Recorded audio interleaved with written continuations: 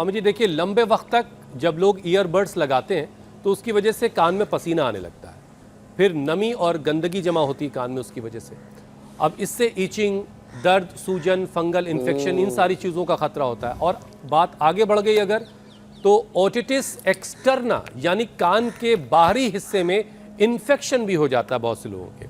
अब ऐसे में स्वामी जी योग के साथ साथ ज़रा कुछ घरेलू उपाय अगर आप बता दें, ताकि लोग ईयरबड का इस्तेमाल तो धीरे धीरे ही ख़त्म कर पाएंगे, धीरे धीरे रोकेंगे, लेकिन परेशानी से तो फ़ौरन निपटना होगा। तो कुछ घरेलू उपाय हैं इससे निपटने के स्वामी जी? अरे भाई देखो, कान के लिए एक तो ये उपाय है, दोनों हाथों में छोटी अंगुली के नीचे और ये उसके बाद ये अनामिका इसके नीचे, यहाँ ये बीच में यहाँ दबाना दोनों हाथों में, और दोनों पैरों में भी सेम पॉइंट होता है, ये तो दबाएं। एक दूसरा ये है कान के लिए,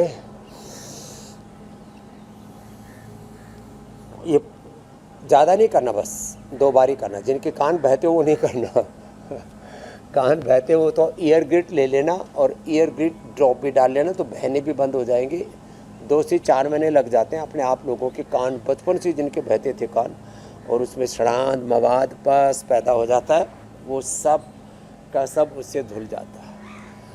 दूसरा, इसमें हम एक्यूपंक्चर करते हैं, एक्यूपंक्चर, एक्यूप्रेशर, इसके साथ हम लीच भी लगाते हैं कान पे।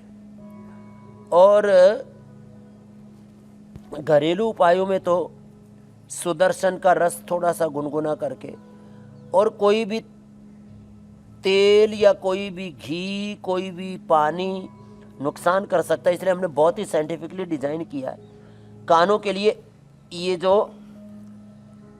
ईयर ग्रिट है ना, जो डाल रहे हैं कान के अंदर ना, दोनों तरफ से कान में इसको डाल देते हैं, तो ये अपने आप जितनी एक बार की डोज चाहिए उतनी अंदर मिल जाती है। तो कान के अंदर जो है 4-5 चीज़ें बड़ी उल्टी पुल्टी होती हैं। एक तो कान के अंदर मैल इतना सूखा सूखा जम जाता है, कई बार तो छोटे बच्चों को, एक छोटा सा बच्चा आया उत्कर्ष, उसको देखा कि उसको सुनाई नहीं दे रहा, कोई रिएक्शन ही ना करे।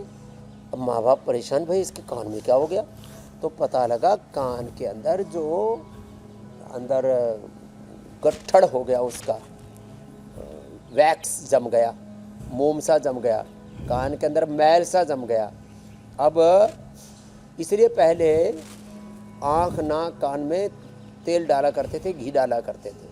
अब लोगों ने कहा कि नहीं, ये तो ठीक नहीं है। आपने जैसे कहा, अब भाई पसीना भी आएगा, नहाते समय पानी भी जाएगा, फिर धूल मिट्टी भी जाएगी, फिर कानों में। और आजकल जो है, वैसे तो गर्मियों में और सर्दियों में खुश्की आती है, उससे भी खुजली चलती है, और ये जो गंदगी जाती है, जहाँ मिट्टी है, धूल मिट्टी है, जहाँ पसीना है, पानी है, अलग अलग इन्वायरमेंट के संपर्क में हम आते हैं, हवा के संपर्क में आते हैं, तो वहाँ पर ये जो इन्फेक्शन पैदा हो जाता है, उससे बचने का एक उपाय, एक तो हमारी इम्यूनिटी अच्छी हो, उसके लिए योगाभ्यास करें।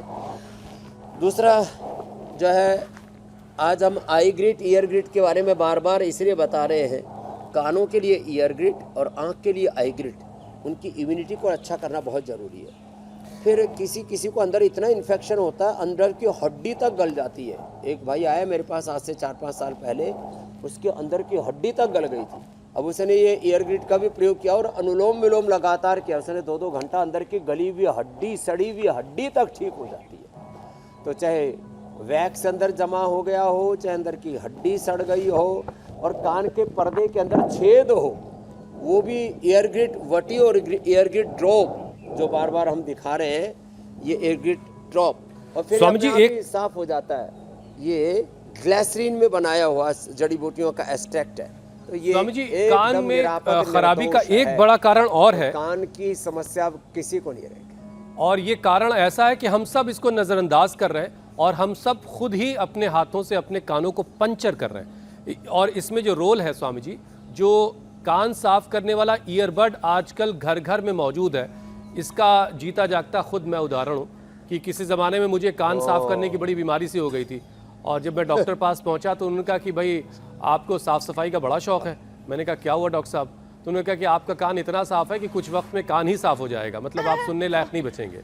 और तब मुझे पहली दफ़ा कान का एक्सरसाइज वो जो भी आप नाक दबा करके पर्दों पर प्रेशर डाल रहे थे, वो मुझे पहली बार एक्सरसाइज पता चला। तो स्वामी जी ज़रा बताइए कि जो कान साफ करने वाला ईयरबड है ये कितना ख़तरनाक है, और ये धीरे धीरे हर घर में मौजूद है और एक फैशन सा बन गया, लोग उसी से। साहब ये पहले तो आजकल फैशन हो गया है, एक प्लास्टिक नुमा एक पूरी डंडी सी होती है, उसके ऊपर जो है वो रुई लगा होती देते हैं, है। रुइया कपास कॉटन, और उसको इतना अंदर तक लोग लेके जाते हैं, इतना अंदर धीरे धीरे धीरे धीरे जब तक कान के पर्दे से छू ना जाए ना तब तक।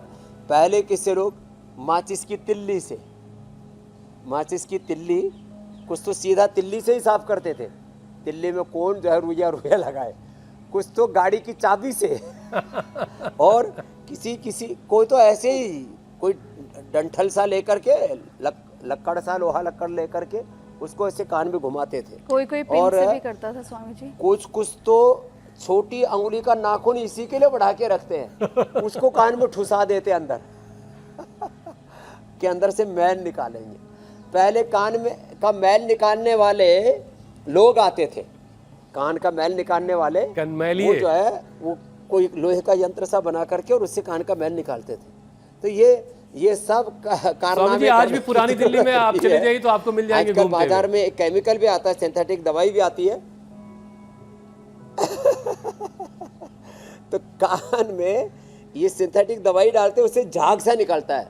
किसी किसी को वो भी ज़्यादा नहीं करना चाहिए, कोई भी केमिकल ज़्यादा आपको नुकसान करेगा, इसलिए सबसे सेफ है ये जो है।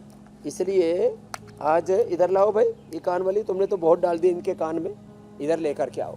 देखो ये जो है ना ये सबसे सेफ है। अब ये मैंने कहा ना ग्लिसरीन से बनी हुई है, और इसको ये ऐसे ना आप देख रहे हो ना, आपको ऐसा लग रहा है कि इसमें तो पूरा पिचकारी सी मार रही है। ये कान में ऐसे यो डालते हैं, और ये ऐसे पूरा डाला इसको तो ये अंदर तक चला जाता है। तो अभी तो क्योंकि मुझे आपकी आवाज़ सुनने के लिए ये ईयरबड लगाना पड़ रहा है, तो मैं थोड़ा इसको साफ़ कर लेता हूँ, बस इतने से ही साफ़ करने से हो जाता है, और पूरा कान साफ। तो मैं तो सप्ताह में सच में 1-2 बार इसको ऐसे ही डाल लेता हूँ। स्वामी जी जो दवा है ये कान साफ करने की दवा है या कान में ईचिंग वगैरह हो रही है, दर्द हो रहा, उसकी दवा है? कान साफ भी हो जाएगा, कान की ईचिंग भी दूर हो जाएगी, कान का इन्फेक्शन भी दूर हो जाएगा, और जो है कान के अंदर घू घू की आवाज ऑलराउंडर है, आती है, मतलब ठीक है कर्णनाद स्वामी होता है, उसमें भी फायदा हो जाएगा। कान हाँ ऑल राउंडर है ये।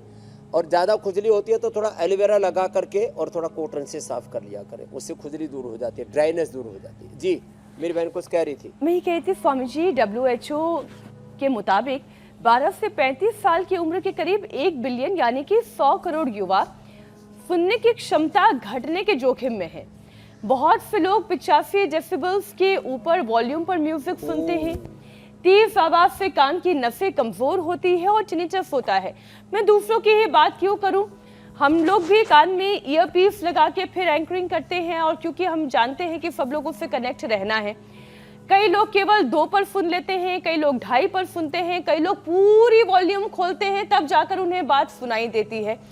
तो ये तो इतने सालों में मैंने देखा, सब लोगों की हियरिंग एबिलिटी भी अलग अलग होती है। तो स्वामी जी, इंसानों के लिए 70 डेसिबल से नीचे सुनना ये उनकी हियरिंग एबिलिटी होनी चाहिए, लेकिन सब उससे ऊपर सुनते हैं, तो फिर तो कान जाएंगे ही, खत्म हो जाएंगे।